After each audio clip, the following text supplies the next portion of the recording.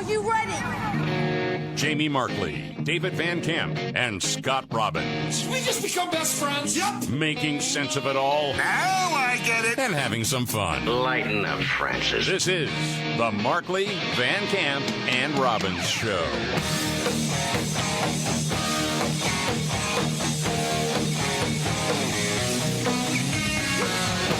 All right, let's do it. The Markley, Van Camp, and Robbins Show. Jamie Markley, David Van Camp, Scott Robbins is back. Welcome back, buddy.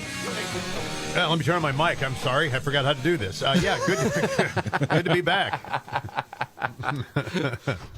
There's a lot going on. There's no doubt about it. I don't know if you know this or not, and I know we got to get to the lies about the state of Florida and the education there. But there's a heat wave, and we're all going to die. Gosh, dang it. Yeah, there is. Yeah. Good Monday morning. Our big story once again, that extreme heat. Yes, and new areas of the country now on alert. Hi, everybody. Good morning. It's July 24th. This is today. Yeah, that's right. Are you telling me Dang it. that What?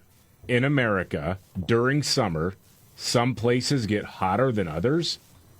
And that sometimes other places will cool down while other regions wind up getting warmer in late July? Yeah, Hell, but you this is say. unprecedented. It's records. Okay, and it's on the move. Brutally high temps on tap from coast to coast, set to expand to the Midwest and Northeast. If it's going to get hotter, I'm like, I don't know how we're going to make it. How are we going to make it? Yeah, the CDC is developing a vaccine now against heat. How are we going to make You it? have to take 3 of them, but you'll be fine. Yeah. If you get too hot, go to Walmart for an hour. I know, man. But you know, we had audio last week, and that was from January. Michael Schellenberger and Joe Rogan saying this is going to be the next COVID, and now we're watching it all It is the next unfold. COVID. It absolutely is. It totally is. More on that a little bit later. What is the big controversy with Florida, David? I thought it was really interesting, right on time, the same week that you have 2 IRS whistleblowers coming out and saying, yeah, the Justice Department was slow-walking and hampering investigations into the president's son and stopping us from doing any investigation that would lead to Joe Biden.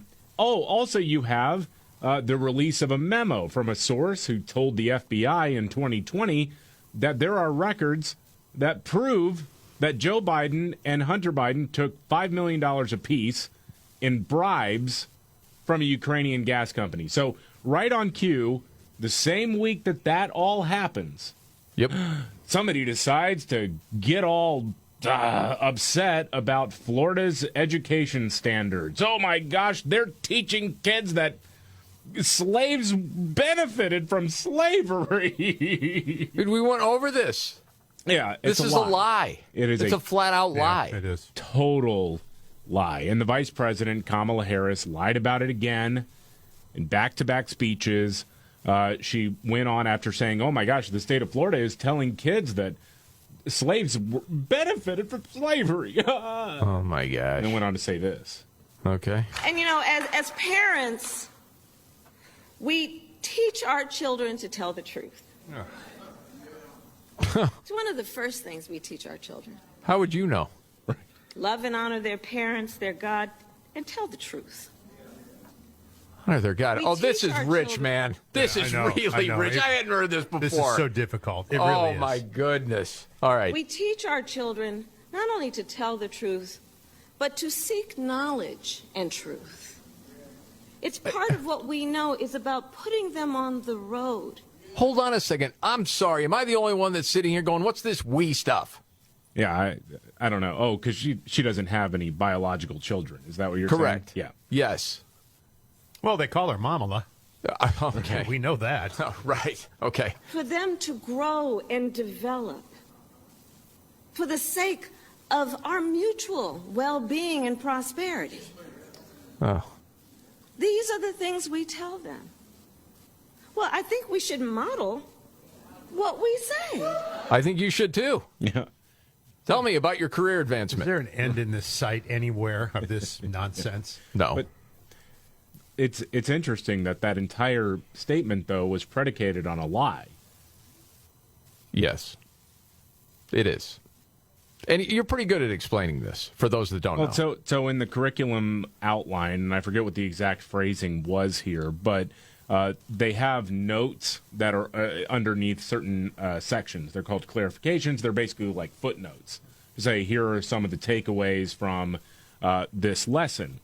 And in one part about, well, talking about what slaves did, what kind of tasks they took on, it says, let me see, slaves developed skills which in some instances could be applied for their personal benefit. And that's been warped into Florida's teaching kids that slavery was good. Yes, it honestly got warped into this. Just yesterday in the state of Florida, they decided middle school students will be taught that enslaved people benefited from slavery. They insult us in an attempt to gaslight us, and we will not stand for it. Oh, God. As you're doing exactly that. Yeah, it's a She straight read up it on lie. Twitter. She read it on Twitter, and she just verbatim wrote it down and took it to Florida. Yeah, and again, the entire reason for this is to shift the national conversation away from her boss, who is facing some pretty serious allegations of corruption. Oh, my goodness, yes. I mean, that's not going away. The facts don't disappear. You can only ignore it for so long. You got to get to it at some point. But again, man, you also have, a legacy media that just gets their talking points from the administration. What do you want us to talk about? That's why it's so interesting that CBS is the one that's actually done some reporting on this. But we'll get to more on that a little bit later. As far as the corruption with Joe Biden, what's the latest on that, David? Well, one of Hunter Biden's business partners is going to be testifying in front of the House Oversight Committee supposedly this week. And we're getting a sneak preview of what he's going to say. This is Devin Archer, who's already, I guess he's facing sentencing now as part of a $60 billion bond fraud scam that he was a part of. Now, according to the New York Post, Devin Archer will testify that Joe Biden himself was involved in business deals while Joe was vice president, which is not Joe Biden, private citizen, just helping out his son. This is Joe Biden, vice president, helping to make corrupt business deals. In December of 2015, the head of that Ukrainian energy company, Burisma, apparently desperately needed to talk to Hunter Biden. And during a meeting, one of the dudes says, "Hey, can you ring up your dad?" He did, put Joe on speakerphone and says, "Hey, man, these guys need our support." According to the article, VP Biden greeted the Ukrainians, but spoke only in vague pleasantries during the short call. 3 days after the speakerphone call, the then vice president was due to fly to Kyiv to address the Ukrainian parliament. Of course, we know the story of the prosecutor general in Ukraine, Viktor Shokin, who was investigating Burisma for corruption. And Shokin was fired after Joe Biden threatened to withhold $1 billion in aid to Ukraine. Okay. I mean, it's like this trail of crumbs. Of course. Yes. What is the big story to me? And I think Miranda Devine from the New York Post, who's done such great reporting on this story, has said, all of this is incredibly troubling. There's no doubt about it. What is probably a bigger story has been the cover-up. Yeah. It's always worse than the actual crime. Well, always. Well, because this is not just one person or a couple trying to cover it up. Oh, they've got everybody involved. It's the FBI. It's the deep state. It's what it is. Well, think about it. We have all of this evidence that's been trickling out, and we'll see what Devin Archer has to say explicitly on down the road. But the fact that this was potentially going to be uncovered by the Trump administration led to Donald Trump's impeachment. They impeached the guy for asking about this. Yeah. That's how deep this thing goes. It's wild, man. Dang. It's really wild. Okay, more on that a little bit later. Did you see where Elon Musk is changing Twitter to X? Oh, yeah. I saw it this morning when I logged on to Twitter. What are your thoughts on that? I don't really care that much. As long as the app basically functions the way I need it to function, I don't care what he calls it. Do you think it's a good thing for the business? I don't know how it would be a good or a bad thing. I'm very neutral on it. I don't have a hot take on that. Okay, just curious, like the reaction. My first reaction is just curiosity. Like, why? There's got to be a reason, because he's a pretty smart guy. So he's just trying to change the branding, maybe because of what Twitter has stood for people. I have no idea. I know the Threads thing from Facebook, Did you see the reports? That thing could be on fumes already? Yeah. It was so funny, all the fanfare, because it got the most sign-ups of any social media platform in history within the first 24 hours. Yes. And daily users have dropped like 70%. Correct. Because people don't like it. Yes. There's nobody on it. And so as media was jumping up and down, oh, Threads, the Twitter killer, all of a sudden it's like a couple weeks later, not so much. Yeah. CNN Plus, anybody? Well, as a collector, I think you should gather as much Twitter paraphernalia as you possibly can now and save it because... Yes, and stuff it in a garage. Right, because after all, the name has now been retired. That's Yes. right. Yes. And then by the time it's worth something, it will still be in that garage collecting dust, along with your Sammy Sosa cardboard And if cutout. you could just get Elon Musk to sign one of the Twitter's old logos, that would be even better. Oh, man. Did you see also a big music fest was shut down? This was in Malaysia. And this is making some news in the United States. That is because you've heard of the 1975 band. Yeah. Matt Healy. I don't know Matt Healy, but I know the band. But he makes some news. He's a little irreverent, as Is they he? say. Yeah. Oh, yeah. So day one of this bill in Malaysia, the 1975's on it. And he's talking about the country's anti-gay laws.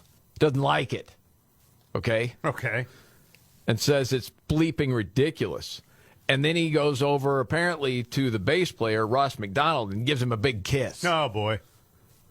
Next 2 days of the fest canceled. Yep, we've had enough. Malaysia says, we're done. The whole fest was called Good Vibes. Now it's goodbyes. Yes, it is. And people were wondering, why were they doing this 3-day music fest with a bunch of Western rock bands? It doesn't fit. Well, there's a lot of times you can have a Muslim country say, we want to reach out to the world and be inviting, and we want to do business, those sorts of things. And then you have a guy like this come in and say, I think all your laws are bleeping stupid. Here, I'm going to kiss a dude. Okay, we're shutting it down. Yeah. Music fest over. I like how apparently it's an exercise in fascism because, Ron DeSantis in Florida says, hey, we don't like the idea of having grown men dressed up as women thrusting their weens in front of children. You can still thrust your ween if you want, just not in front of children. And and that's apparently hateful and it's fascist. Yes, Yeah, for that- all those screaming oppression in the United States. It's a good thing they weren't playing on a rooftop.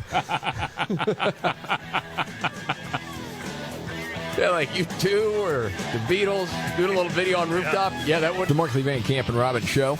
Jamie Markley, David Van Camp, Scott Robbins. You leave an unhinged voicemail somewhere. You got to know that could see the light of day, right? Yeah. People could hear that. I always wonder why people do this. I don't know. Sometimes I've heard of people being inebriated or just in the moment you just lose it. You figure, I don't care if anybody hears this anyway, but maybe you're not thinking clearly in the moment. Mm-hmm. I guess not. You're so overcome with anger, perhaps. I think this is one of those. Yeah, okay. Yeah, so Louisiana State Police are investigating a Louisiana State University grad student who also taught at LSU, and they're investigating his phone call to a state senator. So this has to do with the state legislature overriding the veto of a bill that bans sex change procedures for children. Children. Yeah, children. Okay. So this guy's name is Marcus Venable. He left a voicemail to State Senator Big Mike Fessy. Fessy was one of the people voting in support of prohibiting minors from getting puberty blockers and surgeries that mutilate their bodies. And, well, this is what the grad student had to say. I just wanted to say congratulations to our state senator, Big Mike Stacy, and that moron voted to make things worse for people who were already suffering.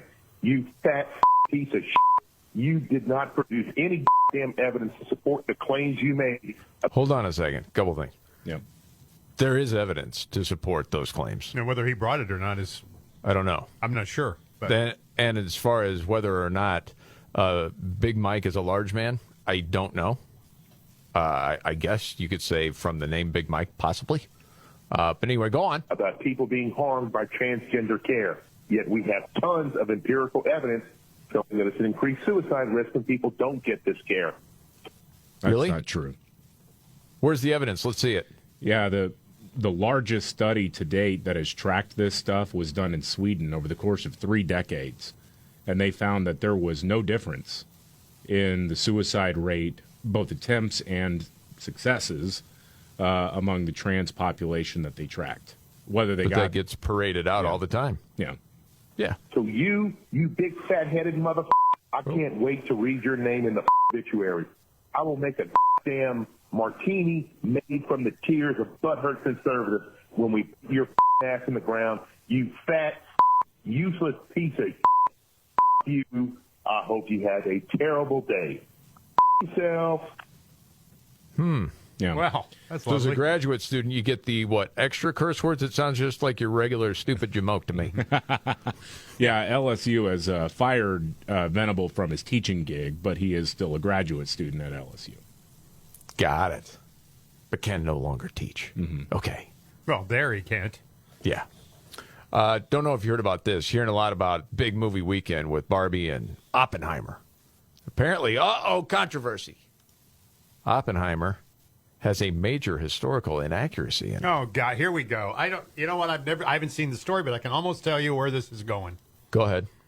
It lacks gender issue. Not enough women, not enough minorities acting in these roles. Am I right? Dang! I thought I was on it. Okay. No. There's a scene in the movie where several people in a crowd are waving American flags. That takes place in 1945, and the flags have 50 stars on them. Ooh. Oh. Uh-oh. Flag didn't have 50 stars until after 1960. No. After Alaska and Hawaii became states. In 1945, it only had 48 stars. Okay. Is that a surprising mistake to you? It kind of is. It is to me, too. It's one of those mistakes that most people are never going to notice. Right. But apparently some people can count very fast. And so somebody did notice it. But you would think if you're going through the effort of making a historical drama that you would do basic things like get the flag right. Yes. And maybe that's just too much credit because you've heard, so much about the people that put that movie together and the director, all that stuff. And I haven't even seen the flag that they should have had, but people are noticing, hey, that's the flag with 48 looks totally different. And I can catch it like that. I have no idea. Who notices that? I don't know. Historians would notice it that are going to see this to see how accurate it would be. Because when you're doing a timepiece like that, I mean, you have people that are going to be looking for stuff like that to see if it's authentic. It's the, actually crowd that you really have to look out for. See, that's what I was getting at, David, right there. Yeah. Well, there was some race baiting today on the Today Show. Really? Yeah, listen to this example. That and much more coming up right here. All right. The Markley, Van Camp, and Robbins Show. Jamie Markley, David Van Camp, Scott Robbins. As you've probably heard, the heat is so bad, there are some people that don't know how they're going to survive. Wow. It's so important, NBC had Miguel Almaguer on the story. Okay? You know it's big business then. It is tough to describe just how stifling the heat is in so many cities across the country. Walking outside is like walking into an oven. It is. On low, I mean, my... Yeah. If you try to set my oven to 100, it won't do it. It's too low.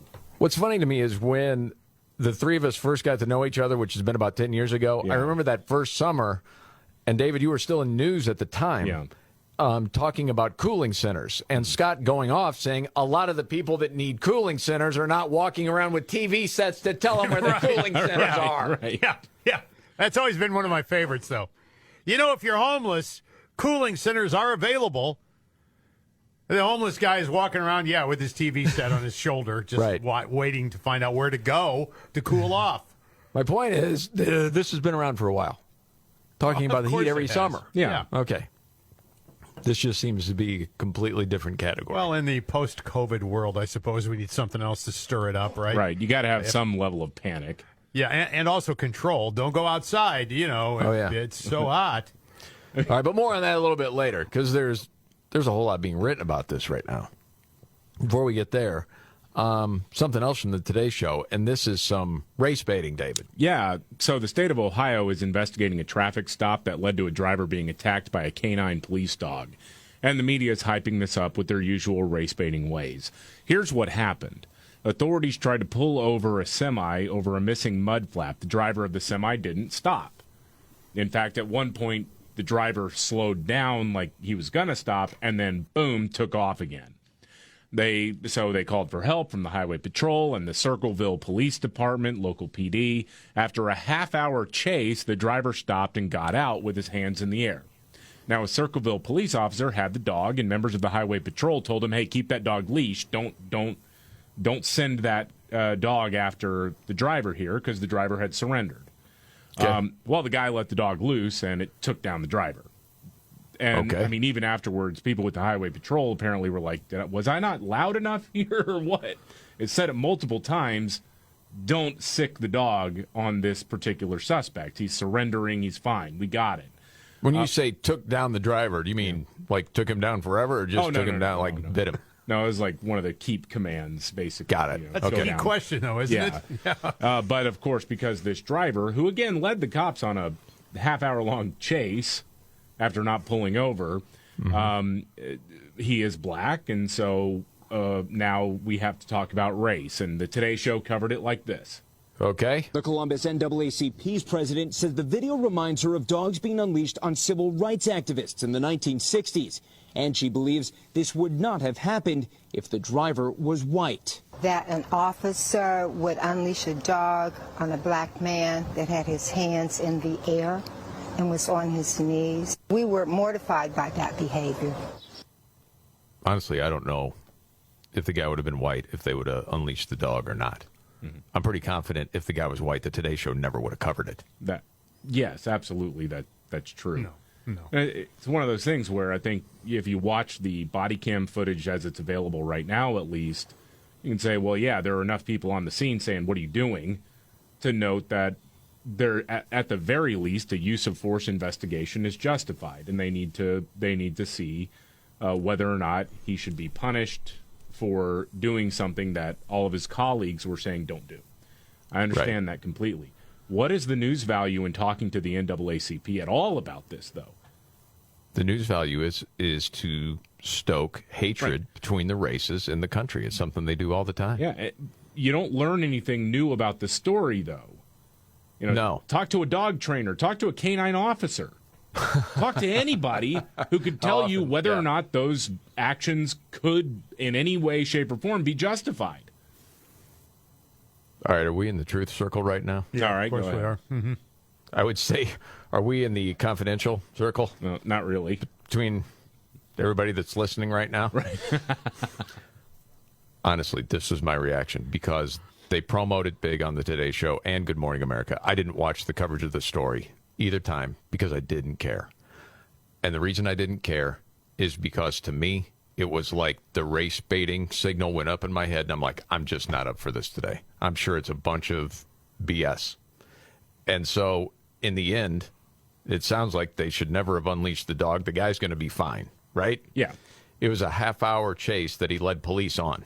I don't feel one bit sorry for him that the dog bit him. I don't. Stop running from the cops. That crap doesn't happen. I'm not saying it's justified. The cops should be reprimanded for sicking the dog on him. It should never have happened. But in the end, stop running from police. That stuff doesn't happen. What would I tell my own kid? Don't run from the police. Bad crap can happen. Doesn't mean it's always justified. It's just common freaking sense. But if these people can use it to split people on race and make it seem like, oh, the racism in America is just as bad now as it's ever been. Give me a freaking break.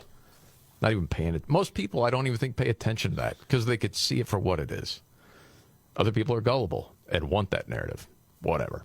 Okay, it's that time of the show. Going around the table. It may not be the biggest story out there today, but it caught your attention.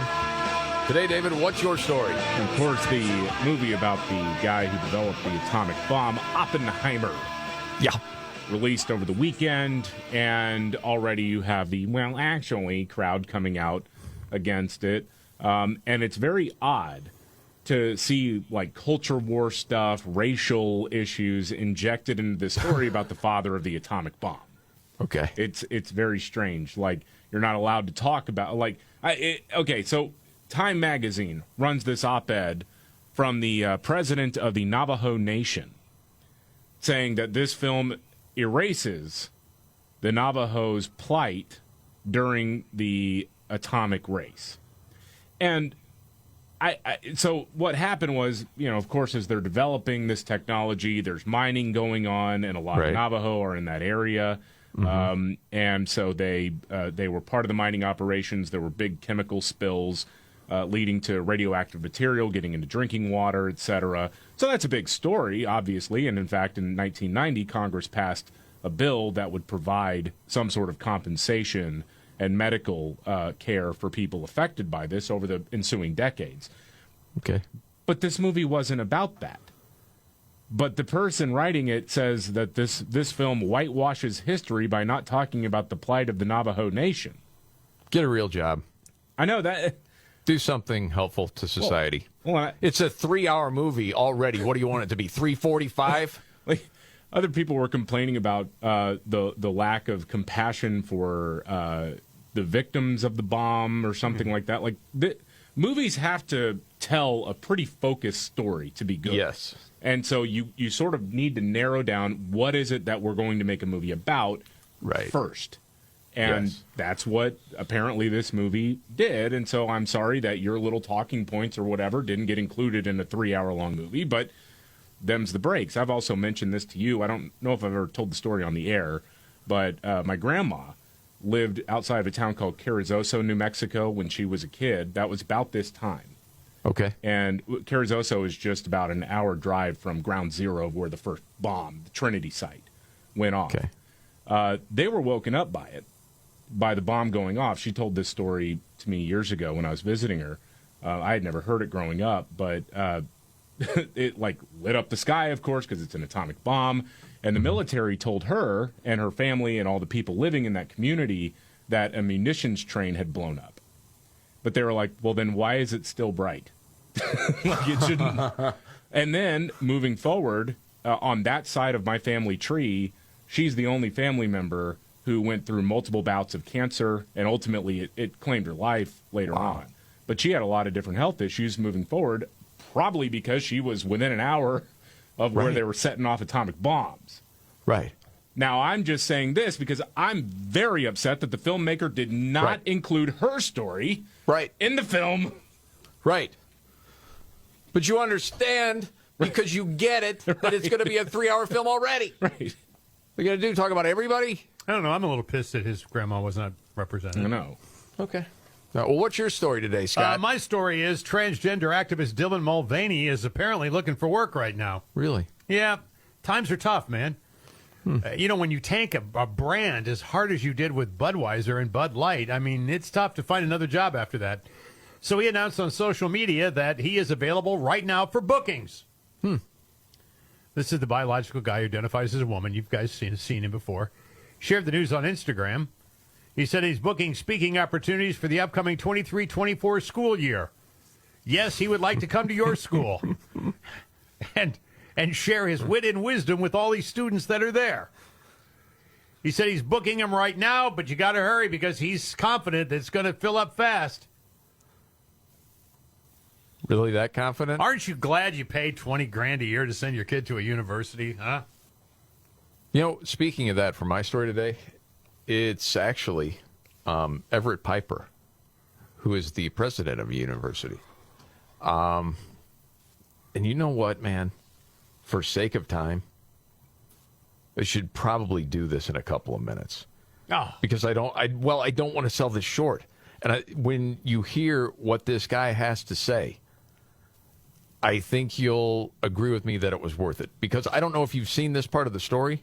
There was a national survey conducted in June. Only 36% of Americans now say they have confidence in our colleges and universities. Wow. In 2015, it was 57%. Yeah. So that's 21 points drop in a very short amount of time. And the question is why? Okay? And he tackles exactly why. Oh, okay. All right. The Markley, Van Camp, and Robbins Show.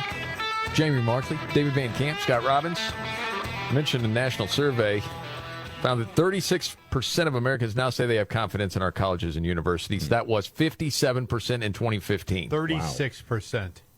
Yes. So wow. Everett Piper, who is the president of Oklahoma Wesleyan University, was commenting on this in an op-ed in the Washington Examiner.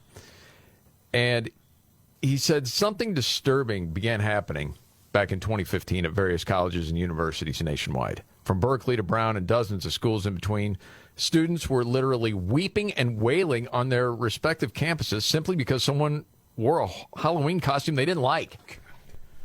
So the movement quickly became known as the Snowflake Rebellion because of the apparent emotional fragility of its proponents. For a variety of reasons, I believe it needed to be confronted. I was disgusted with the foolishness of trigger warnings, microaggressions, and the intolerant tolerance of the alphabet soup mafia. The corresponding call for censorship was alarming. And so he said, the suggestion that a bunch of 18-year-olds who, by definition, know nothing and desperately need an education should be empowered to dictate what could be discussed on campus was laughable. The spineless capitulation of other educational administrators across the country was frightening. My concern was that the ivory tower was becoming the Tower of Babel almost overnight. And I was determined that this would not happen on my campus, so I decided to write an open letter to my students. Anybody remember this? I do remember that, yeah. Okay. And in that letter, he said that I confronted the self-absorption that characterized the millennial generation. I reminded my students that the goal of a classical liberal arts education is not a participation trophy, but rather to pursue truth. I told them a good lecture was supposed to make them uncomfortable. I suggested their feelings often had nothing to do with the facts, and I went on to say that if they wanted to be told they were victims rather than be reminded they needed virtue, this university might not be the one for them. I want to start the transfer process. Mm-hmm. He went on.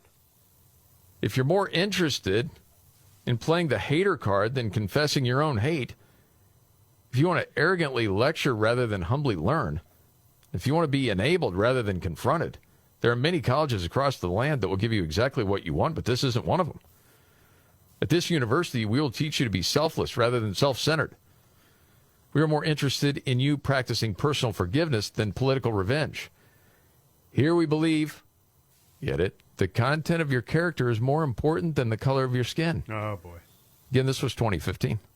We don't believe you have been victimized every time you feel guilty, and we will not issue trigger warnings every time we speak of challenging ideas. This school is not a safe space, but rather a place to learn. A place to learn that life isn't about you, but about others. That the discomfort you have while listening to a good lecture is called guilt. That the way to address it is to repent of everything that's wrong with you rather than blame others for everything that's wrong with them. And I concluded, this is a place where you will quickly learn that you need to grow up. This is not a daycare. This is a university. Well, the open letter went viral, and within 2 weeks, over 3.5 million people had read it. Nearly every major news outlet covered it. Even newspapers in Oxford, England, talked about the college president who called out his students and suggested they grow up. He said 95% of the comments were positive. Even those who countered that they disagreed with his politics and religion were clear. They still said, good for you, it needed to be said. Mm-hmm. Thought that was kind of cool. Mm-hmm. Check this. I kept reading this thinking he's going to say, and then he got fired. But he didn't. Oh. He actually said the result was increased enrollment and balanced budgets. Again, this was 2015. And satisfaction now has fallen like a rock. Maybe it's because almost all of our nation's university presidents continue to ignore the truth about the above message and have doubled down on the lies instead. Lies like sponsoring drag queen story hours for kids. Lies like allowing men to participate in women's sports. Like promoting the blatant Marxism of Black Lives Matter and critical race theory. Lies like the science-denying nonsense of scientism versus science. Why do Americans no longer think sending their kids to college is worth it? The answer's simple. It's because our academic leaders refuse to lead. Said they're content to follow a bunch of spoiled children who know that if they just scream louder, they'll get their way. What's the takeaway from all this? If this trend continues unabated, only the handful of schools with the fortitude to call this train wreck what it is will survive. Mm. That was the coolest thing I read in a week. Yeah. It's the way it should be. Yes. Well done. Everett Piper. Love that. This is the Markley, Van Camp, and Robbins Show. Are you ready? Jamie Markley, David Van Camp, and Scott Robbins. We just become best friends. Yep. Thank you so much for being here. Jamie Markley, David Van Camp, Scott Robbins. There's a lot going on.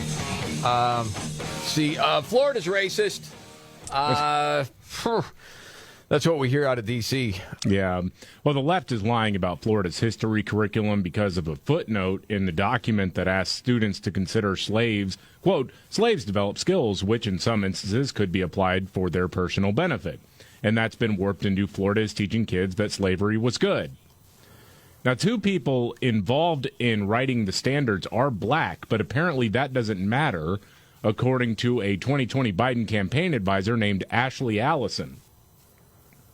Okay, roll it out. Just because black people write it don't mean that it doesn't mean it's going to be accurate. Like, we can disagree as black people as well. I think what the bigger picture... You look confused, David. Well, I mean, in this case, then, we have somebody on the left admitting that affirmative action isn't good. I think you are, actually. Yes. I was waiting for her to say, and some black people actually advance white supremacy, because that's usually the talking point from the left. Anyway, go ahead. The bigger picture is that this is happening in Florida.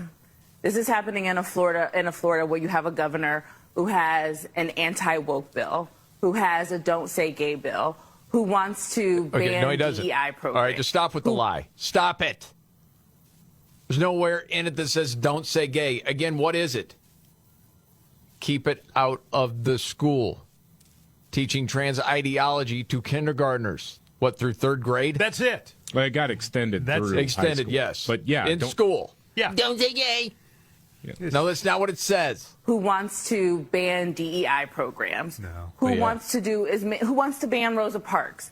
Yeah. And now you have hold on. children. Yeah. reading Hold Rosa on, Parks. hold on. Wants Where does to that come ban from? No, that comes from another lie that the left told. So Florida never banned Rosa Parks. That's ridiculous. Liberals claimed Duval County, Florida, banned one specific book because activists couldn't find it in the library. The district never actually purchased the book. But they did have something like 14 other books specifically about Rosa Parks available. They never banned anything. That's just a lie. That's disinformation. Wow. That's evil, man. Who wants to ban Rosa Parks? I don't think you can ban somebody that's no longer here. Right. Dope. And now you have children reading Rosa Parks or other academic books that talk about a diversity of issues.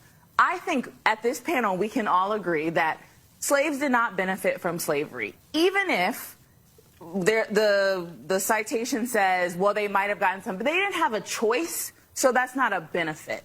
So the beef is that the curriculum is accurate, but she doesn't like the word benefit in there. Okay. All right. My guess is Ashley Allison, that's her name? Yeah. Is going to continue to fight for affirmative action. I'll leave it at that. Okay, moving on. What do you mean by that? Dude. I got it. Dude. Okay, let's get to Hunter Biden's lawyer. Yeah. Very upset right now. Very upset. You know, during the IRS whistleblower testimony, in which these whistleblowers from the IRS say that the Justice Department hamstrung their investigation into Hunter Biden and also into investigative steps that may have led to Joe Biden. Well, part of this hearing involved Marjorie Taylor Greene showing photos of some of Hunter Biden's tax write-offs, which involved lewd photos of the president's son. I thought you were going to make a tax joke for a second. I'm like, boy, this is going to be funny. Well, it was the first time in Congress, so we got a parental warning. Right. Well, right. Before evidence was holy cow. Presented. Well, and when that one picture came out there, oh God, I was like, holy smokes, man! The old humdinger. Yeah. Yes. Yeah. Yes. Exhibit A, the humdinger. Yes. Well, Hunter Biden's lawyer sent a letter to the Office of Congressional Ethics saying that these actions were abhorrent and blatantly violates House ethics rules and standards of official conduct. Your colleague has lowered herself and, by extension, the entire House of Representatives to a new level of abhorrent behavior that blatantly violates ethics rules. If the OCE takes its responsibility seriously, it will promptly and decisively condemn and discipline Ms. Green for her latest actions. The whole point was, hey, this is what Hunter was writing off on his taxes, and he's not being charged with a felony? Right. Yeah, you could see how you could get sex club and golf club. You know, you could mistake it. All these jokes that come out about that. I know. 18th holes, just Right, stop yeah, it. Right. I was going to go Gee 19th on that one. I said it was the swingers club. Yes, My of accountant course. just assumed that was golf. Yes. It works. I'm working on his slice. As long There's as a million of these I'm not even going to get into. There are. As long as he's not chili dipping, it's fine. I've got 8 right at my ready. Don't. It's taking discipline not to use any. I know. Golly. David and I can't help it. We're 12-year-old boys. Yeah. Well, and you're like new to the golf jargon a little Right, bit a little with this bit, sort of terminology, Right, to be yeah. honest. Yes. Yes. Okay. Yeah, it is that thing, though. It's Marjorie Taylor Greene that's way out of line here. Right, exactly. We're Yeah. showing it to you. It's not him. Of course not. There's no disputing it's him in the pictures. Well, no, I don't think anyone's disputing that. Holy cow. Okay, moving on. I don't know if you knew this. It's hot out there. Is it really? One of the first things after Robin's vacation, he comes in, he's like, dude, what's going on? It's like the lead everywhere. It is. Climate, climate, climate. We were talking about this last week. Yeah. You can tell, man, and this has been in the works for a while, that we are going to really focus on the climate. That is from media, the left. And now, yeah, you have some records being broken in places. David, you've talked about it. Sometimes those are misleading. Mm-hmm. But that story is still out there. There's no doubt about it. And I happened to see this piece in the New York Post that said why climate change activists have failed to score public support. And as I'm reading this piece, I did not realize this because we're hearing so much about it, that some climate activists think we're not hearing enough about it. Apparently, there was a piece in The Guardian where they said the problem is one of marketing, saying the climate movement has devoted relatively few resources to reaching or persuading the public. What? Whoa. Dude. That's laughable, man. Yeah, it is. That really is. Like what? I mean, aside from the antics of the activists gluing themselves to all sorts of crap, I mean, it's on every news channel at least once a day. In the piece, he quotes progressive PR man David Fenton saying, we're in a propaganda war, but only one side is on the battlefield. Yeah, yours. Yeah, saying the climate community has recoiled from marketing because it's sort of tainted. It's icky. You know, we're too good for marketing. We're too righteous. Hopefully, we're getting over that. What universe are they living on? Yeah, no kidding. Glued yourself to the interstate. I mean, that's yes, not... and it's pointed out in the piece that billions of dollars have been spent on climate change advocacy, to say nothing of money devoted to actual climate policies. Like the government leaders of practically every democratic country speak about it constantly. And he mentions you have everybody from the United Nations to the International Monetary Fund ringing the climate alarm bells. While in the private sector, you can count on the likes of BlackRock, Goldman Sachs, and other corporate titans to do the same. ESG rules have pushed the climate issue onto the corporate agenda in a big way, spending billions in total on climate reporting costs alone. And this is a great point, that even the villains in the story, big energy companies like ExxonMobil, spend billions of dollars a year advertising the green agenda. You see it. Oh, yeah. In the past 10 years, we've reduced greenhouse gas emissions in our operations by more than 7 million metric tons. That's ExxonMobil, which is the equivalent of taking about 1.4 million cars off the road. You may not think they're sincere, he writes, but they are far from silent about the issue. Yeah. And again, you hear all of this all the time. I mean, like this morning, Today Show. Roll it. This morning, a deadly and relentless heat wave. It's going to get hotter. I'm like, I don't know how we're going to make it. Over the weekend, the blistering heat setting more than 50 new high-temperature records. Yeah, disgusting. We're dripping with sweat. 30 million people across 11 states remain under heat alerts. And as it intensifies, so does the threat of heat-related emergencies. Yes. In the Bell Canyon area of Los Angeles, a dramatic rescue captured on the Citizen app. Firefighters airlifting 2 female hikers overcome by heat. Okay. Why'd you go out for a hike without being properly prepared when it's this hot? That's not... And then there were other cases of people getting heat exhaustion, hiking, and then dying, right? Of course, you don't want to see anybody die. But this reminds me, and I played part of this last week. This was a conversation in January with Michael Schellenberger, who used to be Obama's guy, environmentalist, on with Joe Rogan. And here's a little piece. Part of this you've heard before. Part of it maybe you haven't. It's just very interesting. Listen to how this conversation goes. But my view is the drug crisis is objectively a much bigger threat to human life and to civilization than climate change. Like, we're adapted really well to climate change. We should do something about it. It's real. There are risks associated with it. But, like, there's no scenario in the Intergovernmental Panel on Climate Change of climate change killing 93,000 Americans a year. In fact, there's no scenario of it increasing deaths from natural disasters at all. Okay. You hear that? Yeah. So Rogan asked the natural question.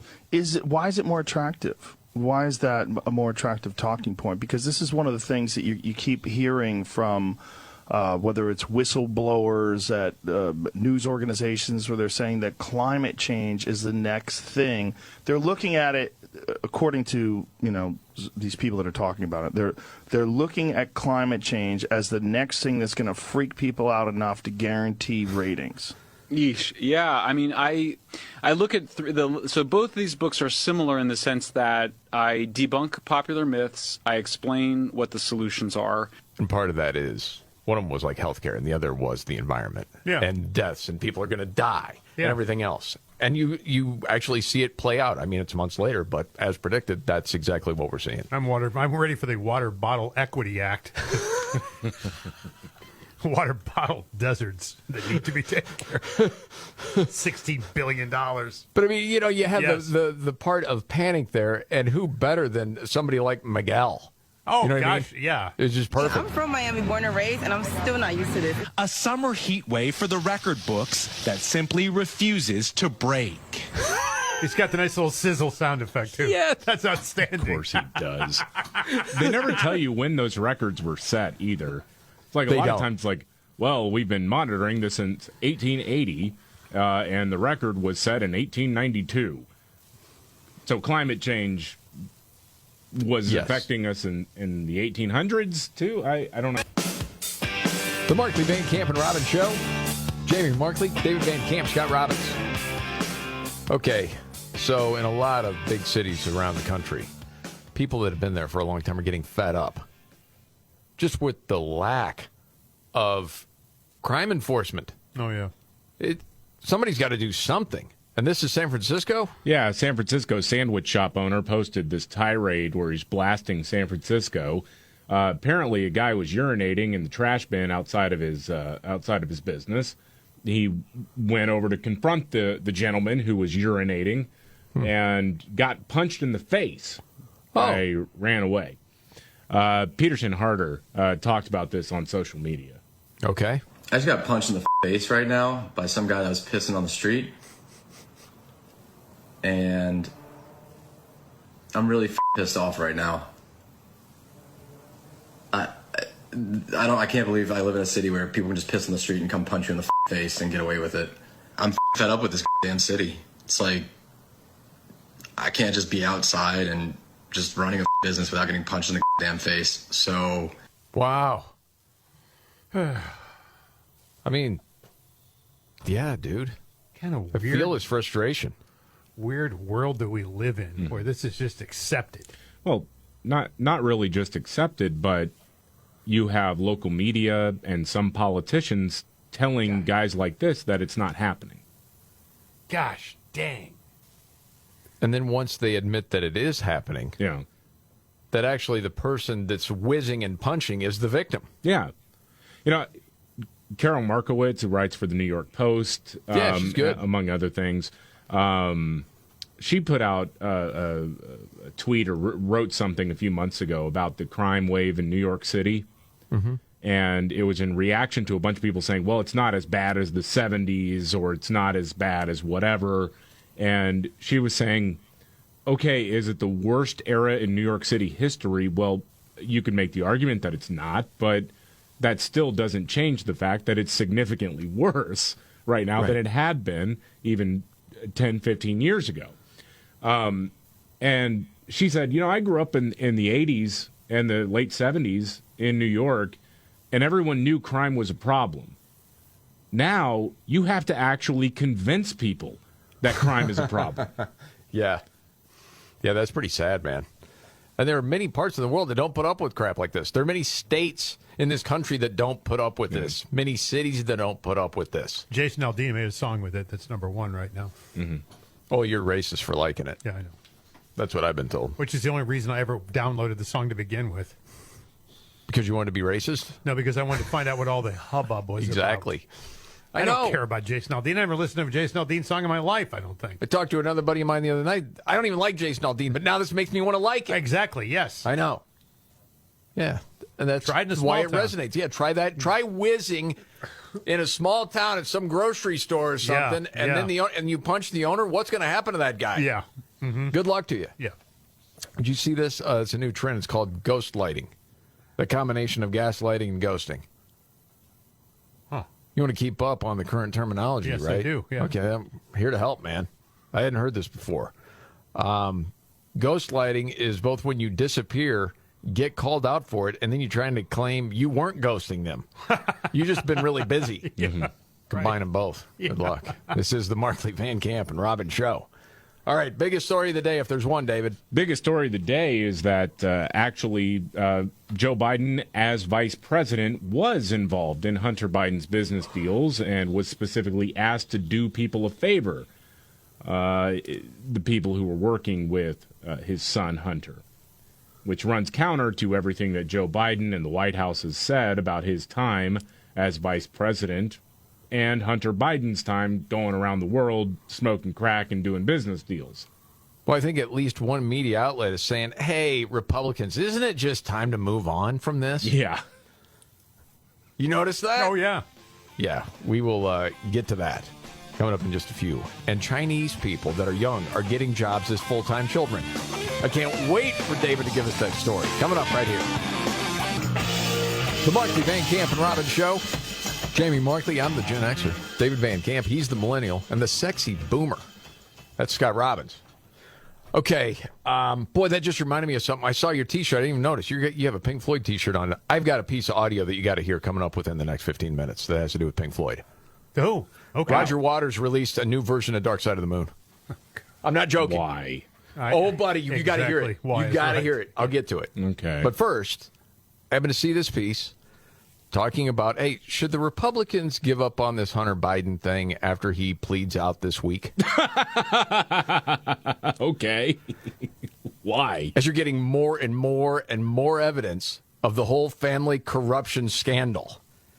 You have Margaret Brennan of CBS talking with Chris Christie about this issue. And I had whittled her question down to like 5 seconds, but you want to hear the whole thing in context, I'd David? like to hear it, yeah. Okay. All right, it'll take a little bit longer, so be patient. This is how it goes. There are so many legal issues in this campaign, and I want to ask you about one involving the president's son, Hunter Biden, who's going to appear in court this week to plead guilty to 2 misdemeanor tax charges and will enter into an agreement that could avert conviction on a gun-related charge. The deal has infuriated many congressional Republicans who are holding their own hearings. And I wonder, after this plea happens, if you would advise your party to move on. Okay, so there's your question. And by the way, boy, she soft-sold that thing, didn't she? Yeah, she really did. I mean, I'm just trying to think, let's say it's a few years ago, and trying to think of any mainstream media outlet asking the question of Adam Schiff. Now that Paul Manafort has been convicted on tax charges. Shouldn't they let the whole Russian collusion thing go away? Yes. That's a great take, David. Yes. Yeah. Oh, yeah, absolutely they should. I'm sure Adam Schiff would definitely care about that, yeah. And how what she's talking about, these misdemeanors, who for anybody else would be felonies. Yes. Okay. Here's Chris Christie's answer to that, just letting it go. No, I wouldn't, Margaret, and here's why.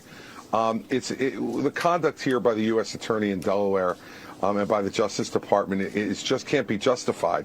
It doesn't take 5 years, Margaret. As you mentioned, I was the U.S. Attorney in the 5th largest office in the country for 7 years during the Bush administration.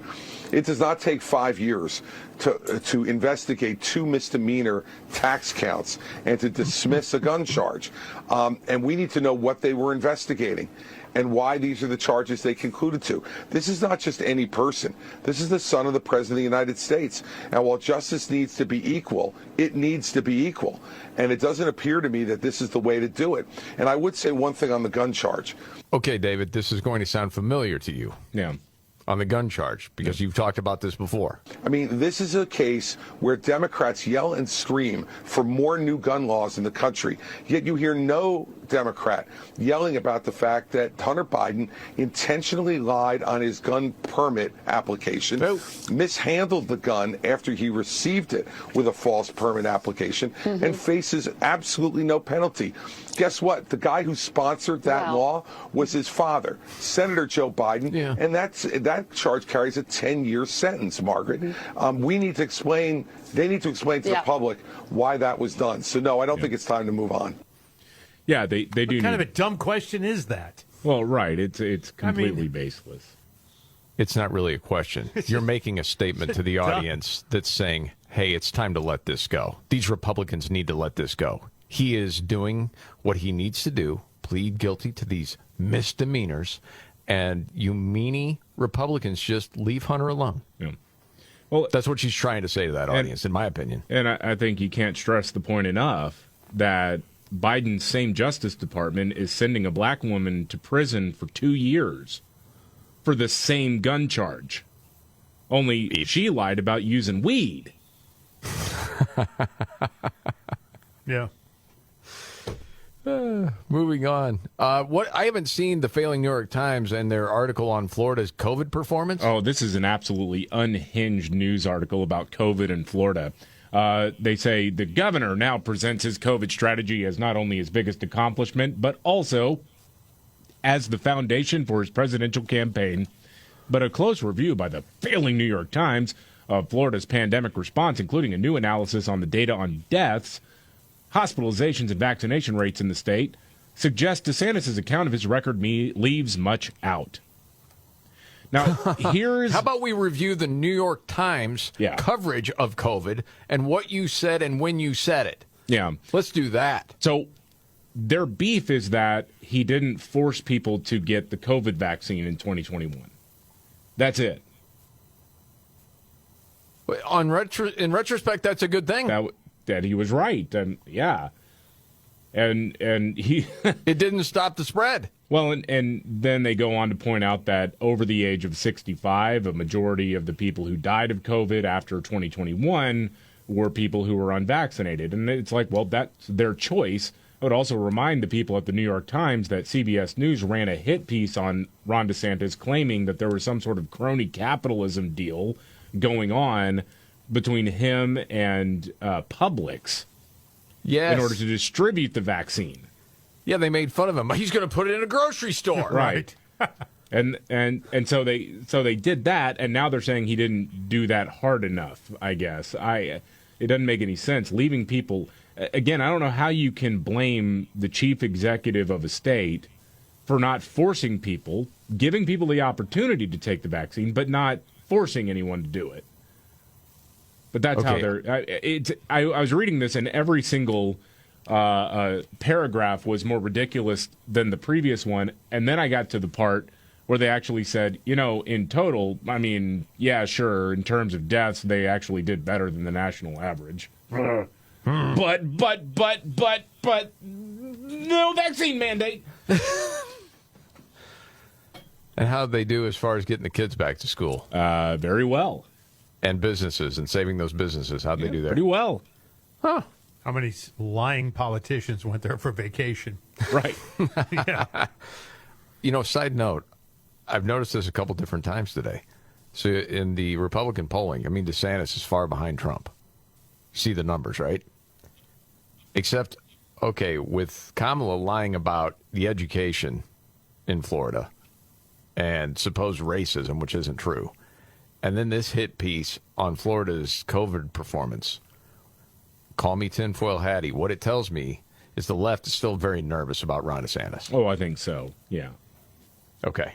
So I'm not the only one. No. He may be down, but that's the last person they want to see win the primary for the Republicans. I do believe that. And they see Trump as very vulnerable. They want to get him. I mean, it's remarkable to see on all these different legacy media outlets, whenever there is a beef on like Trump versus DeSantis, they take Trump's side almost exclusively. And it's really fascinating to see this. And I'm not saying that you can't take Trump's side on anything. It's just that it's very interesting how it goes one way all the time from the same people who celebrate it when he gets arrested or indicted. And yes, he gets arrested. See, Hitler deserved it. Yeah. And so he's really scoring well against Ron DeSantis. Yeah, that's very interesting. Okay. You had a piece from NBC talking about the Republicans and Joe Biden's family. Oh, yeah. You know, you're not really allowed to talk about the fact that, you know, Family Values Joe is a horrible human being who refuses to acknowledge one of his granddaughters. Okay. You just look at the body of work of that guy. Yeah. Not the image that you've built for years and years. Just tell people what he's been as a family member, and you tell me he's a great family guy. Right. He's not. President Joe Biden's family story has long been one of his greatest strengths, says NBC News. Republicans are starting to think they can turn it into a liability. So they mentioned Ron DeSantis, talking about Biden not recognizing the grandchild.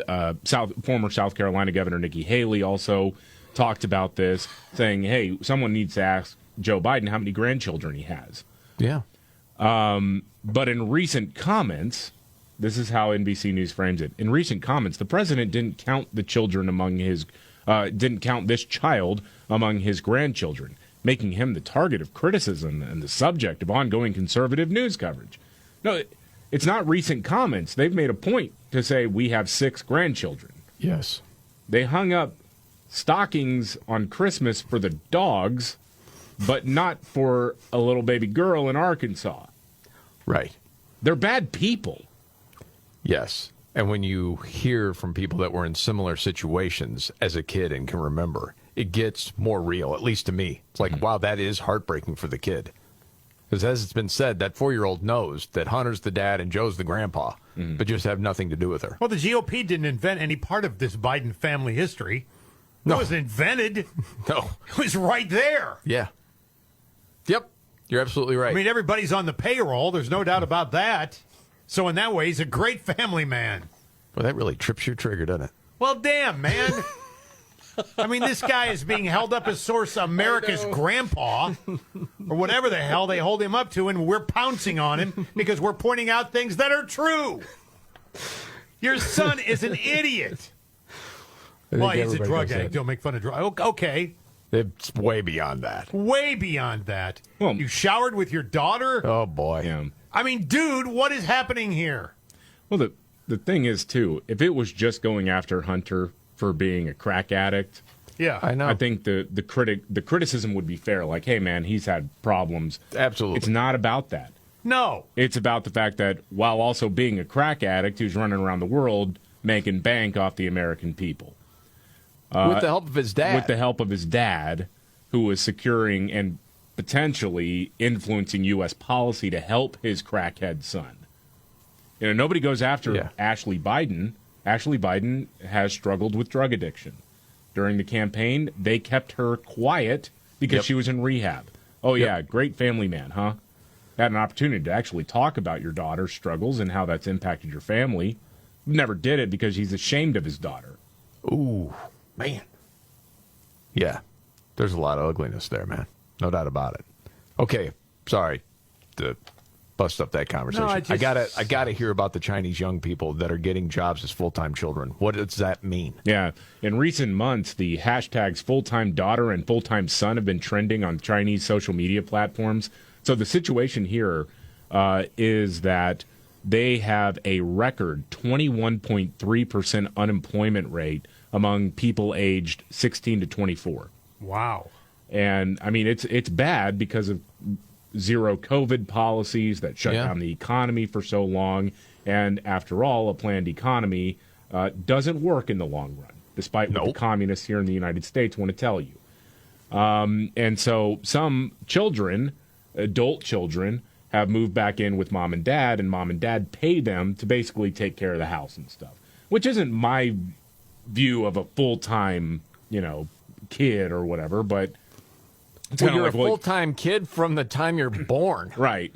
What does that even mean? I kind of see that more as you're their live-in maid or something like that. And if your parents can swing it, yeah, good for you.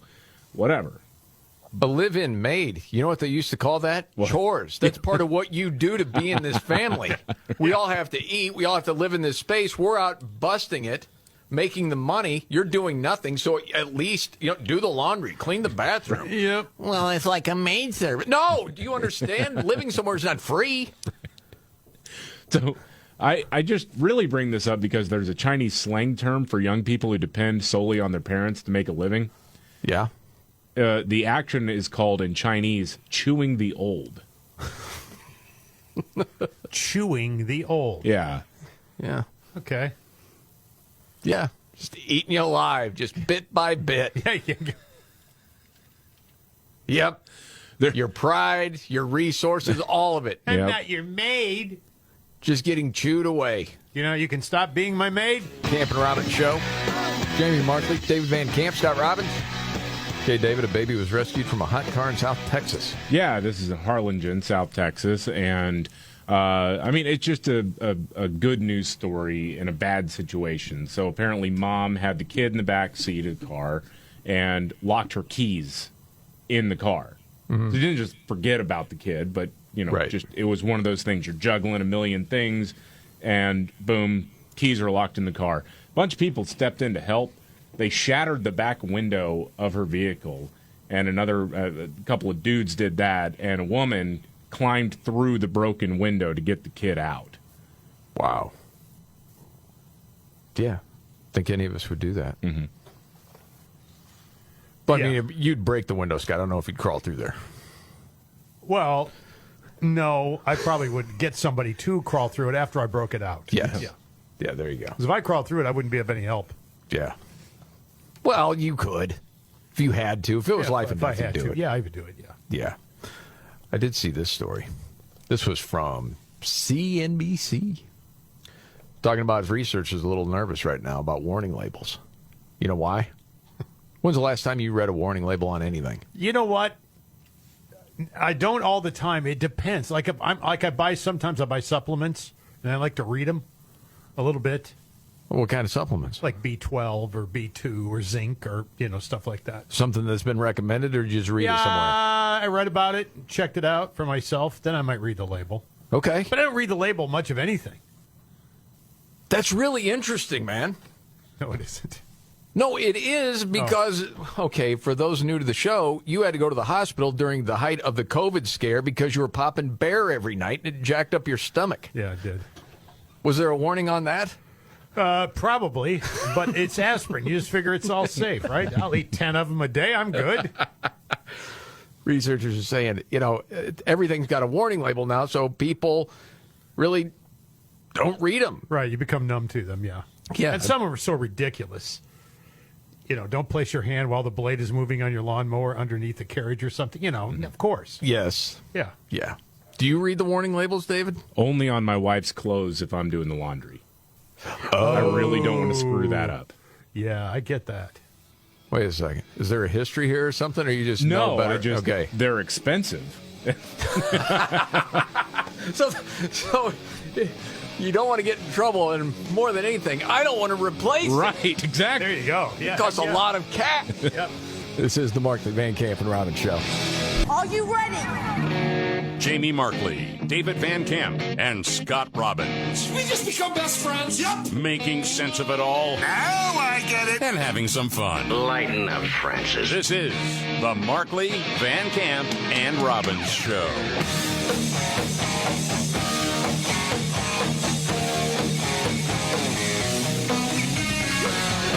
The Markley, Van Camp, and Robbins Show.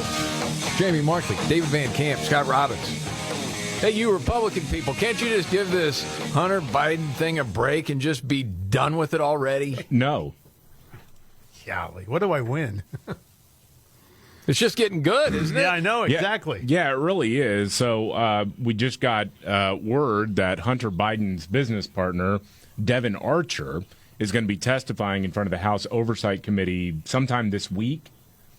And the New York Post has a report out today talking about what he plans to say, in part at least. And the big takeaway is that Joe Biden was on the phone during some conversations with that Ukrainian gas company, Burisma, while Joe Biden was vice president of the United States. Uh-oh. That Burisma, Hunter would dial him in on speakerphone. Yeah. Yes. That Burisma knew that they were in a jam and they needed the big guy to help them out of it. So let's put in a little bit of FaceTime with the old pops to make sure that he knows that we're still out here. And this happened to happen at the time that he was working on some issues that would be very near and dear to the heart of the Ukrainian government. Correct. So it just so happens that Joe Biden has Ukraine in his vice presidential portfolio while his son is doing a business deal with a gas company, the leaders of which don't think very much of Hunter Biden personally, at least according to that FBI document that came out last week. Oh, they thought he was a dope. Yeah. They don't recognize greatness? No, What? they said my dog is smarter than Hunter Biden. But Hunter was useful because, well, his dad was vice president. Yes. and then in that, of course, document, apparently there was a $5 million bribe given to Joe Biden. Yes. Yeah, that one part where, as you mentioned, they didn't think a whole lot of Hunter, and they're at that meeting at the Four Seasons. Yeah. And the one dude says, hey, can you ring your dad? Yeah. We all know why you're here, Hunter. Okay? I suppose one of the places this Archer guy, he is, facing jail for his role in a $60 million bond fraud? I think it's billion, but yeah, a lot. Okay. So he's going to testify, and I would guess if the left covers it at all in legacy media, well, this guy's singing right now is singing their song. Yeah. Right. That's the only reason he would say this about Hunter. Yeah, they turned Michael Cohen into a media darling because he flipped on Trump, but the rules don't apply if it's something that could harm a Democrat, at least right now. It still does have the feeling of just little by little information is coming out to the point where maybe by the end of the year or early next year, there's going to be some sort of push where Joe Biden comes out and says, I have, wouldn't you know it, I've got dementia. I'm going to step down, and we need to have a primary. Yes. Yeah. Well, it was that picture, too, that's making the rounds of Archer with Joe and Hunter. They're playing golf with one of their other buddies. It's not Tony Bobulinski, but one of the other guys. Yeah, this will be interesting to see how this is covered this week. Meanwhile, in Florida, they're teaching the kids there that slavery was a good thing for the slaves. Yeah, and this is the ultimate distraction, right? I mean, you've got... for the media, it's catnip. You've got Florida. They hate Florida, even though they all vacation there. They hate Ron DeSantis, and they love to talk about race. Yes, and this is true. And you can only say so many times. The indictment could come down today for Trump. You got to sing some other song at some point, right? So let's go after Florida. So the left is lying about Florida's history curriculum because of this, what is essentially a footnote in the document that asks students to consider, quote, slaves develop skills in which in some instances could be applied for their personal benefit. And that's been warped into Florida is teaching kids that slavery was good. Politico reporter Eugene Daniels claimed Governor Ron DeSantis doesn't want kids to know that slavery was bad. he felt, and a lot of people around this country are starting to feel, that we can't teach the correct history of this country because it makes white kids uncomfortable. That is at the base of this, right? That it is uncomfortable. Okay. Have you ever heard this from anyone, anywhere, ever? No. No, the answer is no. No, that again, that's a warping of something that DeSantis and other lawmakers have gone after, which is the critical race theory aspect, which Correct. is that you, if you're a white student, you have to accept the gospel that you are an enslaver, and there is nothing you can do about it because you were born racist and you will die racist. Right. And you need to do the work. And even after you do the work, you're still going to be racist. Yeah. Yeah. And, well, because you need to continue to do the work and buy more of my books. Yes. Now, on the other hand as well, I think this is equally, if not more damaging, is telling black kids that there's nothing they can do. They'll always be oppressed. Oh, that's why a lot of black parents hate this crap. I mean, it is Don't really... you dare tell my child that. Yeah, it is really despicable what they want to do. And so apparently now that's being applied to slavery, that somehow... Look, the real quibble here is that Republicans really don't like the likes of Ibram X. Kendi saying that a 6-year-old white kid is responsible for slavery. Right. Then you should be able to say that. But I mean, we've talked about this before, and especially being older than you, David. Scott, you were taught about slavery in school. So was I, and how awful it was and terrible. And it was gut-wrenching. Yeah. I mean, and pretty much everyone I know had that experience in their education. And to try to pretend that is not what schools are teaching is so disingenuous. This idiot. That it is uncomfortable to hear that people that look like you put people that look like me in chains and make them do things and beat them and rape them. That is uncomfortable for kids to hear. That is what these folks are saying. Dude, that's gone on since the beginning of man. Sometimes it happens with people of the same race. Sometimes it's different races. It's happened back and forth throughout history. I mean, and yes, it's always uncomfortable. No one really wants to hear about it. You know, no one wants to go see Schindler's List to enjoy it. It's like this atrocity and these stories. And you got to remember these things so they don't repeat. Okay? But to try to pretend that you're trying to shield kids from that's just nonsense. Ugh. Done with that. Okay. David, can you explain the story about the 90% that get the COVID booster won't die story? Yeah, so now Rand Paul has highlighted this. There was a study done in Israel on COVID boosters, and this was done, I think it was published December 2021 on the boosters, again, using data out of Israel. And a few researchers have asked for some clarification on this, where here the basic rub is this. That the researchers in America are saying, well, wait a minute, you really only looked at an otherwise healthy population. You didn't look at hospitalized people or people at risk of going to the hospital or having other underlying conditions. And therefore, maybe you were mistaken when you said it was as effective as you said it was. So the researchers have come out and said, well, yeah, we used these other modeling tactics to try to reach this conclusion. And again, you read the criticism and the response, and it's all very technical or technically based, obviously, because these are experts in the field and they're talking about statistics and epidemiology that most lay people don't understand. The simplest thing is they're basically saying you didn't look at enough sick people to really judge whether or not the COVID booster was as effective as you claimed it was. Got it. And so the initial researchers in Israel came back and said, well, yeah, here's how we got to that conclusion. And there is actually a pretty big chasm that is not defined between death from all other causes among boosted populations and unboosted populations. Okay. And so we can't really define that. Again, it's very deep in the weed. It's very dense material. And so they've acknowledged that, yeah, this was kind of a best guess.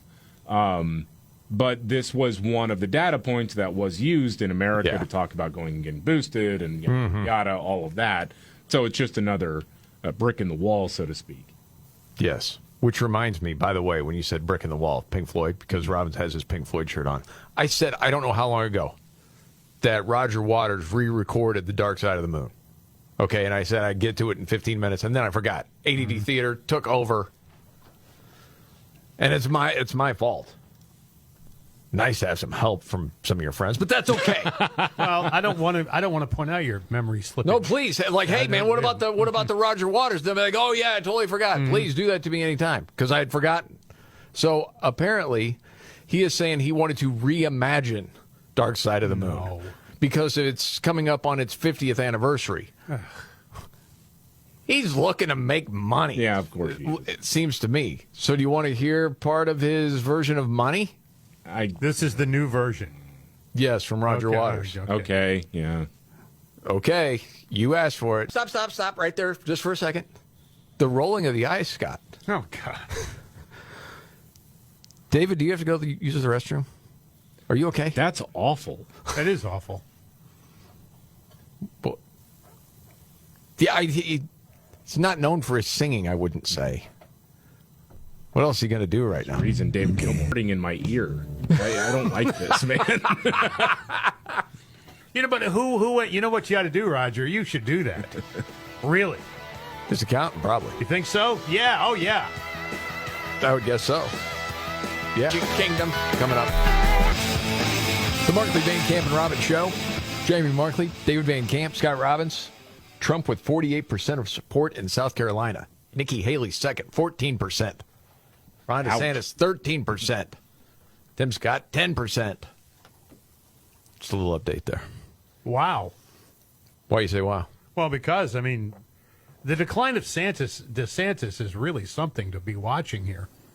Not just South Carolina, you mean in a lot of different places? It's just unbelievable that there's no traction there at all. I don't understand it, but there isn't. What do you think, David? Why no traction? I think Trump takes up a lot of the oxygen in the room. He just does. And then the other thing is, I don't know how many people are paying attention at this point. You really got to wait until you get to the debates and all of that. I can see that. But we'll see. I'll tell you this, as a guy who's been interested in watching what DeSantis does, I've been very underwhelmed with the overall campaign. Well, apparently they're rebooting. Is that the term I've heard? Yeah, we talked about that last week. Yeah, they fired a bunch of people, and they're coming back out. I think one of the problems that I've noticed is that they are extremely online, and that can be a good thing to reach a certain number of people. But when so much of your campaign strategy of fighting back against lies being told about you is just done on Twitter, it doesn't work. At least unless you're like Trump, where, every time he tweeted, it was like, stop the presses. We need to talk about a Trump tweet. Right. Well, one of the things that I'm just speaking for me, and this is, a whole total critique of Fox News. I'm watching Fox a lot less since Tucker was fired. So I don't see much just from there as far as coverage of DeSantis. So when you're talking about it, mostly it's online. Yeah, I just don't hear much about it, to be honest. But it is early, so we'll see. It is cracking me up that some people are dinging him. That fight with Disney, that was just way out of line. And that's usually people from, the old school Republican Party. Yeah. Got to be good to business. Yeah. That sort of thing. The Mitt Romney wing. Exactly. Yeah. And I happen to see this, and I don't know if this is supposed to be some sort of gotcha on Disney. There's this person that's an ex-employee that's racked up close to 8 million views of his video of inside stuff that happens at the Magic Kingdom. Okay? Ooh. You could get fired for some things. And I'm like, well, if this is one of the big parts of this, is this really that big a deal? You tell me. Breaking the rules. For example, if you wake up one morning and you call in sick, and then you take your employee ID card and you go to Magic Kingdom and you use it to get free entry into Magic Kingdom, well, the mouse knows that you called in sick, cross-references your sick day with the free entrance at the gate of Magic Kingdom, and guess what? You're fired and escorted off the premises before you even ever make it to Space Mountain. Well, yeah, of course you are. Yeah. Dummy. Yes. Yeah. You called in sick and then went to come on, shut up. Here's something else. Continuity is something that Disney World takes very seriously. For example, my uniform was all gray. I worked in Tomorrowland at Space Mountain. If I decided to get hungry and go to Frontierland and walk to another land dressed in uniform, they would fire me on the spot. That goes with the theme. Well, dude, don't do it, okay? Right. Well, there's other stuff, too. You know, as some cast members, they have freedoms. He talked about that. Why? Their parents thought it would be a great idea. No. Go back to what they can do. One, at Magic Kingdom, all cast members are empowered to create magical moments. These are designed for if you see a kid lose their turkey leg to a seagull, you can go get them a brand new one for free. Have you ever seen a janitor move trash through the park? The answer is no. That would destroy the magic. Every trash can that you see is not actually a trash can, but a chute that goes directly into Disney's trash compactor system called the Utilidor. Nobody throws up at Disney World. By the way, a lot of people already know that. This stuff has been in books for a long time. But it is racking up a ton of views. Nobody throws up at Disney World. That's gross. They have protein spills, and every cast member has protein spill powder. You throw it on top of the throw up, it dries it up, and the janitor will come and clean it up a few minutes later. I would have to call Child Protective Services, the police, and Disney management at least once a month while working at Space Mountain. Why? Their parents thought it would be a great idea to wait in a 2.5-hour line to get onto Space Mountain and leave their kid out front. Well, by the time they get off that ride, the police greet them, and no one leaves happy, and it's not very magical. Well, there's crappy parents everywhere, even ones that get into Disney. Yeah. This is the Markley, Van Camp, and Robbins show. Just thought that was hilarious. All right, David, biggest story of the day. Apparently, it's a shocker to lie to your boss about taking a sick day and then using company property. It's like I'm working at Burlington Coat Factory. Yeah, I'm sorry, I can't make it in. I'm sick, and then I go in to take advantage of my employee discount. Exactly. How dare you? I mean, yeah, you'd probably get, well, not at the Burlington Coat Factory I worked at. No, they needed the staff. Be happy that you bought something. Are you saying that it was a little downtrodden? Maybe. Maybe it was, just a little bit. Isn't that where you picked up your wife? Yeah, it is. Because you were working there together. Yep. That's going to be in the book, man. It's a wild story. All right, Scott Robbins, you ready for your big three of the day? Yeah. Got the trifecta and a news update next. The Markley, Van Camp, and Robbins show. I'm Jamie Markley, Gen Xer. The Millennial, David Van Camp. The Sexy Boomer, Scott Robbins. News update, David Van Camp. Well, the good thing is you can always count on ABC News to give you the unfettered truth about any potential controversy that is leading to a national conversation. Okay. And this has to do with Florida's education standards. Oh, boy. As in the African American history section, there's what amounts to a footnote or a clarification that talks about, while enslaved, what skills might slaves have picked up that in some instances could have benefited them later on down the road. Okay. They act like that's the centerpiece of the curriculum, and that's terrible because they're trying to teach kids that slavery never happened. So that's where we bring ABC News into the picture with Whoopi Goldberg. No. From The View. I feel like they didn't talk to any African Americans because we could have told them. Written by two black guys. Anyway. About the history, and nor have anyone seemingly gone to the Smithsonian to find out anything. You know, there are all of these former slaves who have given their testimony. You can go to the Smithsonian and hear them. So apparently they all think it's a lie. But the board defended the standards. I'm sorry for laughing because it's so shocking. Vice President Kamala Harris went to Jacksonville to give her thoughts. Whatever. Okay. I mean, these are the same people who wet their pants about misinformation on social media. They spread disinformation all the time. Yes. Well, and you had the one commentator, and I forget now if it was MSNBC, CNN, whoever, saying, well, just because the people that wrote it were black doesn't mean that they forgot. Whoopi doesn't even know that. Well, they should have talked to some black people. They wrote it. There's not a producer that helps her along at all? My goodness. I think sometimes it is just fly by the seat of your pants, crib notes, and just go. I guess. Yeah. Well, can you imagine if you actually, that was your gig, to arm them with facts before they go on, and then they ignore it? You're like, I quit this gig. Forget it. 20-second show. My goodness. Oh, I had mentioned this briefly earlier. There's this guy. I'm not familiar with Jadian? I don't even know if I'm pronouncing his name right. He's a famous YouTuber. Does a lot of stunt stuff. Apparently, he has been banned from all NBA-related events from here on out. You know why? Why? Because he was in the front row of a WNBA game asleep, saying he had sleep apnea. Yeah, I figured. There's audio of when he was confronted. I have really bad sleep apnea, so it makes me cold. Just like wake me up if I start snoring, okay? Like, hey, we can't be doing this. There he is, sideline. The game's going on. Help me out so I don't have to escort you out, sir. Sleep at home. I got sleep apnea, man. I don't know what to tell you. I can't control it. You're not a little sleepy, too? I got an extra headrest.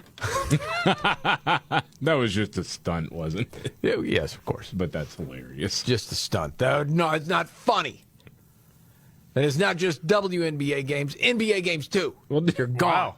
You're out. Did you see ESPN? It was during the WNBA All-Star game. I know we were all watching. Brittany Griner dunked, and it was an egregious travel, first and foremost. But anyway, she dunked, and ESPN was like running that on a loop. Oh, See, they can dunk in the WNBA. Unbelievable! Wow! It kind of looked like I missed all of this. It looked like me, going after a 6-foot hoop, Yeah, it wasn't like she left from the free throw line and suspended in the air like Jordan. And then, I mean, it was a little dunk. I was like, does that even count as a dunk? Yeah, and then the kind of looked announcers like a went layup nuts. to me. They went crazy. Yeah. Oh! She's 6'9". She slammed it home. I hope she can dunk. It was so lame. So she wasn't like bounced it off the floor, off the glass, and then windmill that son of a boom. It wasn't like one of those. It was like a breakaway. It could have been a layup, but she chose to dunk it. Yeah, it's like if you like the sport, you like the sport. I'm not going to criticize you for liking the sport, but this is kind of like the media desperation when Vanderbilt let that woman, the female soccer player, do a kickoff a couple years ago. Yes, it was like a squib kick. It really was nothing. I mean, it barely made it to the other 30-yard line or something like that. Yes. And then they said, no, that's exactly what she was supposed to do in that situation. And anyone who's watched football for any amount of time says that's not at all what you're supposed to do in that situation. Right. Well, dude, you remember when it was the big story was the women's NCAA? I told you a buddy of mine who had coached girls basketball told me, you should see this guard from Iowa, the shooting or whatever. Dude, I have total appreciation for watching great play. Yeah. Like crossing somebody over, step back three and watching stuff like that. I'm like, wow, that's really something. To watch just another dunk and then to roll that on a loop, honestly, man, to me, it's disrespectful to the whole women's game to say, see? Yeah. It's like embarrassing. Well, like the Vanderbilt kicker. Exactly. You can celebrate, hey, cool, they this was a first. You had this female kicking off in a Division I college game and all of that. But then to go out and say, and she nailed it, is just insulting to her. Yes. Remember we were going to have the first women's football player. She was a defensive back, I think. And then we watched David. I think Scott was still out, had been in the hospital. We watched a couple of plays. It's like, no, this is all bogus. Yeah. These media reports, this is nonsense. Yeah. Yeah. Okay. You ready for your big three? Yeah, let's go. All right, Robin, there we go. Are you ready? 1, 2, buckle my shoe. It's the 3 most important news stories of the day. I hit the trifecta. Well, at least according to Scott Robbins. It's the trifecta on the Markley, Van Camp, and Robbins Show. Every day about this time, the Scott Robbins trifecta. His top 3 stories of the day, always helped in the countdown. His hero. I'm Casey Kasem. Hey, buddy. How you doing? You okay? Good. You have a good week off? You have a good week off? Yes. Okay, yeah. Jeez. I'm ready. Okay. 3. I had to think about that, didn't you? Number 3, interstate road rage you want to talk about. Yeah, Northern Kentucky guy will not face any charges after officials ruled he was, in fact, acting in self-defense when he shot and killed a guy during an altercation on a road, an interstate, actually. Joshua Taylor, on his way home from work, He crossed paths with somebody named John Patrick Abel. This guy was driving home after a day of fishing. Witnesses describe Abel driving aggressively, and eventually Taylor's car and Abel's SUV collided, sending Abel's vehicle spinning until it came to a stop near the on-ramp. Taylor got on the phone to call 911 to report what had happened. He'd been involved with a wreck.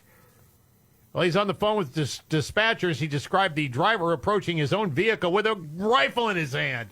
Whoa. Dispatchers heard a brief argument between the two men before shots rang out. Taylor told dispatch he'd fired the shots from his own gun and struck Abel. The calls or recording shows Taylor administering first aid afterwards. Abel transported to the hospital and died.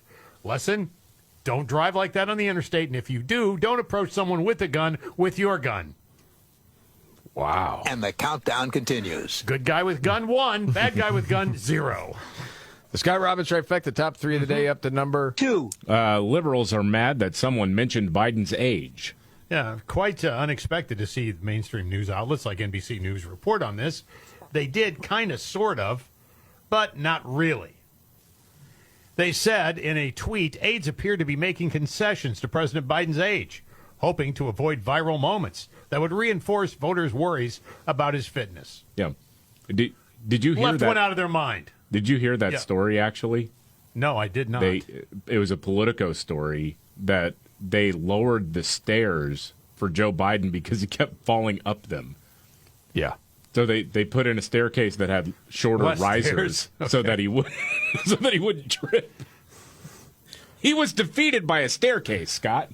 Yes. Yes. Oh, by the way, since this is the trifecta, Yeah. while you were out, I think all 3 of these happened while you were out, talking about Biden, his age. Yeah. Maybe something's going on. Well, there was that part where he basically fell asleep talking to the president of Israel. And we brought Israelis and Palestinians together at a political level, and Akwa and the Polish Shrine. And as I Yeah, the prime minister. Is it just seriously? Can you make that out at all? and Akwa and the Polish Shrine. And as I Yes, there was that. Sure. All right. I think you missed. freestanding have 32 freestanding members. That's whatever. He's fine. The Minister Yacoba's daughter of Ireland. You can tell that's a Freudian slip. I'm thinking of home. Age? What's that? There's not concessions to his age. It's concessions to his Senility. freaking unfitness. Yes. You idiots. Yeah. And you got the dude has got to be sitting there with his head cocked like the RCA dog. Like, what? This guy's running a country? There's a third one. Yes, it is the Scott Robbins trifecta, top 3 of the day. Okay. Up to number 1. Dr. Peter Hotez, this little weenie who just can't let COVID go. What's that? Yeah, Hotez. Yeah, Dr. Peter Hotez. Okay.